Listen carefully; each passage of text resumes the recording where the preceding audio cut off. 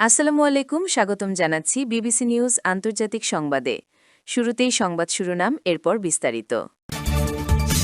নিয়ন্ত্রণ হারালো ভারতের ১৫ স্যাটেলাইট, মহাকাশ অভিযানে বড় ধাক্কা। ইরান যুদ্ধ চায় না, তবে যুদ্ধের জন্য সম্পূর্ণ প্রস্তুত। ইরানে ৩ দিনের জাতীয় শোক ঘোষণা। ট্রাম্পের হুমকিকে সন্ত্রাসী কর্মকাণ্ড বলল ইরান। দর্শক, এতক্ষণ শুনছিলেন সংবাদ শিরোনাম। এখন বিস্তারিত। আপনি যদি ইসরায়েলের ধ্বংস চান এবং মুসলিমদের পাশে থাকেন, তাহলে ভিডিওতে লাইক করে চ্যানেলটি অবশ্যই সাবস্ক্রাইব করে দিবেন এবং আপনার মূল্যবান মতামত অবশ্যই কমেন্টে লিখে জানিয়ে দিবেন। এখন বিস্তারিত। নিয়ন্ত্রণ হারালো ভারতের ১৫ স্যাটেলাইট, মহাকাশ অভিযানে বড় ধাক্কা। মহাকাশ অভিযানে বছরের শুরুতেই বড় ধাক্কা খেয়েছে ভারত। দেশটির মহাকাশ গবেষণা সংস্থা ইসরোর পিএসএলভি C-62 মিশন তৃতীয় ধাপে গিয়ে পুরোপুরি ব্যর্থ হয়েছে। রয়টার্স জানিয়েছে, পিএসএলভি রকেটের সফল উৎক্ষেপণ হলেও যান্ত্রিক ত্রুটির কারণে ১৫টি স্যাটেলাইটই হারিয়ে গেছে।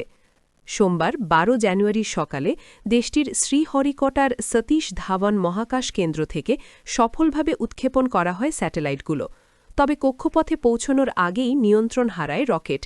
এর ফলে এই উপগ্রহবাহী রকেটে থাকা ১৫টি উপগ্রহই হারিয়ে যায়। ভারতের গণমাধ্যম ইন্ডিয়া টুডে জানিয়েছে, ২৬০ টনের পিএসএলভি ভারতীয় সময় সকাল ১০টা ১৭ আকাশে ওঠে। প্রথম ও দ্বিতীয় ধাপ সম্পূর্ণ স্বাভাবিকভাবেই শেষ হয়, কিন্তু তৃতীয় ধাপ জ্বলে ওঠার পরই বাঁধে বিপত্তি। হঠাৎ করে মিশন কন্ট্রোলের সঙ্গে যোগাযোগ বিচ্ছিন্ন হয়ে যায়। ইরান যুদ্ধ চায় না, তবে যুদ্ধের জন্য সম্পূর্ণ প্রস্তুত। ইরান যুদ্ধের জন্য সম্পূর্ণ প্রস্তুত, তবে আলোচনার দরজাও খোলা আছে বলে জানিয়েছেন দেশটির পররাষ্ট্রমন্ত্রী আব্বাস আরাগচি। সোমবার ১২ জানুয়ারি তেহরানে বিদেশি রাষ্ট্রদূতদের এক সম্মেলনে পররাষ্ট্রমন্ত্রী কথা জানিয়েছেন। আব্বাস আরাগচি বলেন, ইসলামী প্রজাতন্ত্র ইরান যুদ্ধ চায় না, তবে যুদ্ধের জন্য সম্পূর্ণ প্রস্তুত। রাষ্ট্রীয় টিভিতে সম্প্রচারিত ওই অনুষ্ঠানে তিনি আরও বলেন, আমরা আলোচনার জন্যও প্রস্তুত, তবে এই আলোচনা ন্যায়যতা, সম অধিকার ও পারস্পরিক শ্রদ্ধার ভিত্তিতে হওয়া উচিত।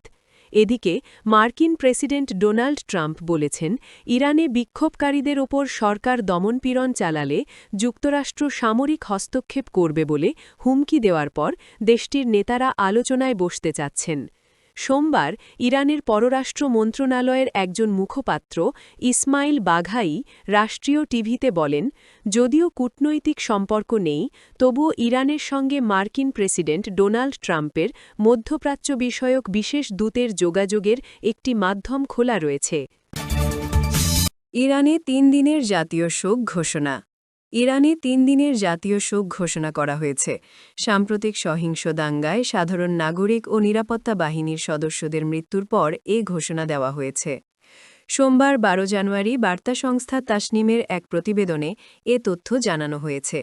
সরকারি বিবৃতিতে বলা হয়েছে, দেশজুড়ে সরকার বিরোধী ও সন্ত্রাসী গোষ্ঠীর নেতৃত্বে সংঘটিত সহিংস দাঙ্গায় বিপুল সংখ্যক মানুষ নিহত হয়েছে। প্রেসিডেন্টের কার্যালয় জানিয়েছে, নিহত ইরানিদের শ্রমণে প্রেসিডেন্ট ও মন্ত্রিসভা শোক পালন করছেন। বিবৃতিতে বলা হয়, এই জাতীয় শোক যুক্তরাষ্ট্র ও ইসরায়েলি শাসনের বিরুদ্ধে ইরানের প্রতিরোধের সময় নিহতদের শ্রমণে পালন করা হচ্ছে। ট্রাম্পের হুমকিকে সন্ত্রাসী কর্মকাণ্ড বলল ইরান।